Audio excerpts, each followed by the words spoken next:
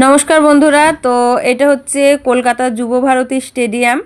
তো আমি হচ্ছে এই ক্লিপটা কোথায় পেলাম, এটা হচ্ছে আর আগের বছর আমার দুই ছেলে ডিস্ট্রিক্টে ফার্স্ট হয়েছিল, তারপর স্টেটে হচ্ছে ওদেরকে এই যুবভারতী স্টেডিয়ামে মানে থাকার জায়গা দিয়েছিল। যেহেতু সরকার সব বহন করে, সেই জন্য সরকারি জায়গায় ওদেরকে রেখেছিল। আর এই দেখো, যেদিন আমরা ছিলাম সেদিন হচ্ছে ফুটবল খেলা ছিল, তো সেই জন্য এখানে হচ্ছে সবাই আছে।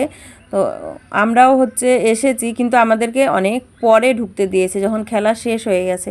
যখন খেলা চলছিল খুব আওয়াজ, মানে সব লোকজন ছিল, তখন আমরা হচ্ছে ভিতরে ছিলাম, আমাদেরকে বেরোতে দেয়নি।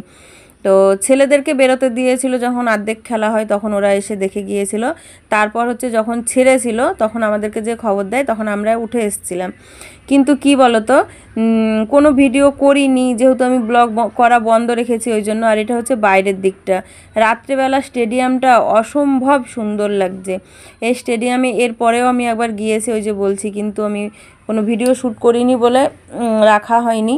তো কলকাতা যখন সবলা মেলা হয় তখন এখানে হচ্ছে মেয়েদেরকে থাকতে দেয়, তখন আমি গিয়েছিলাম। তো এখানে ছেলেদেরকে থাকা খাওয়া সমস্তটাই সরকার বহন করেছে। আর আমাদের নিজেদেরটা আমরা একটা ডমিনো কি বলে, এখানে থাকার জায়গার রুম আছে, সেইগুলো ভাড়া করেছি। এটা হচ্ছে ভিতর দিকে ঢোকার মেন গেটটা স্টেডিয়ামের ভিতরে। তো এখানে হচ্ছে ছেলেদেরকে মেয়েদেরকে সবাইকেই থাকতে দিয়েছে। আগের দিন হচ্ছে যেহেতু এন্ট্রির জন্য ডেকেছিল, সেহেতু আগের দিন এসেছি, এন্ট্রি হয়েছে আজ, কাল খেলা হবে। তো এই যে এই দিকটা হচ্ছে ছেলেদের রুম। তো আমি হচ্ছে আমার ছেলেদের রুমটা একটুখানি দেখিয়ে দিই। এটা হচ্ছে স্টেডিয়ামের ভিতর দিক। এই দেখো, এইরকম করে অনেকগুলো রুম আছে, এরকম বেড দেয়া। তো যাই হোক, খেলা হয়ে গেছে, তারপর আমরা হচ্ছে বাড়ি ফিরছি।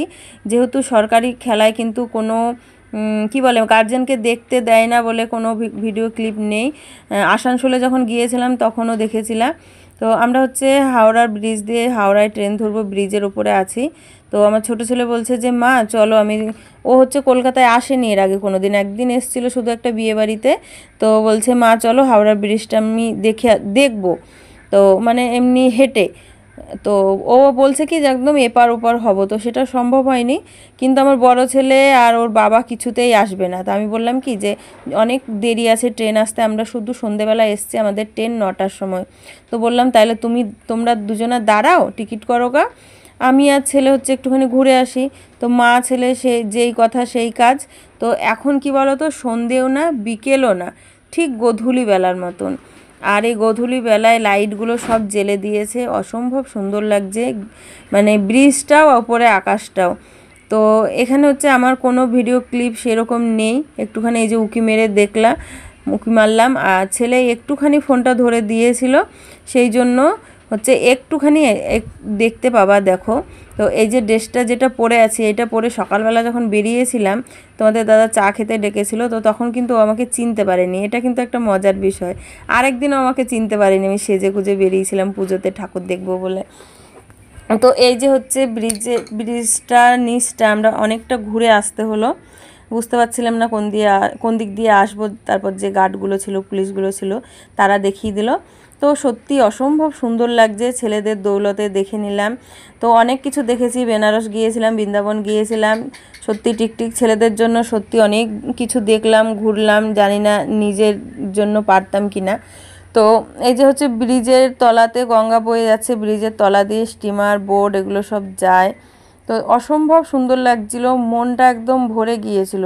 ছেলের সঙ্গে গিয়ে ছেলে পুরোটা হেঁটে পার হতে চেয়েছিল, কিন্তু আমি যাইনি, যেহেতু মানে ওর বাবা আর বড় ছেলে এলে পরে যেতাম। এই যে ছেলে হচ্ছে এখানে দাঁড়িয়ে কয়টা পোজ দিয়ে ছবি তুললো। আর এই যে হচ্ছে তলা দিয়ে, এটা স্টিমার না বোট জানি না, পেরিয়ে যাচ্ছে, খুব ভালো লাগছিলো, ওই জন্য একটুখানি তুলে নিয়েছিলাম। তো চলো, যেটুকু ভিডিও ক্লিপ ছিল সেটুকু তোমাদের সঙ্গে শেয়ার করলাম। টাটা।